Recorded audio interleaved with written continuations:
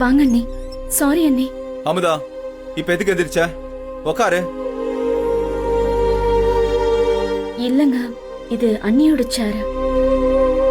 அப்படிலாம் யாரு பேர் அந்த சேர்ல எழுதல.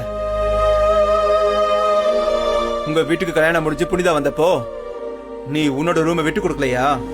உக்கார் அமுதா.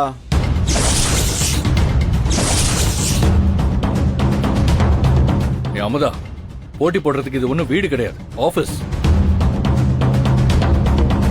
இது எம்டியோட சேர்.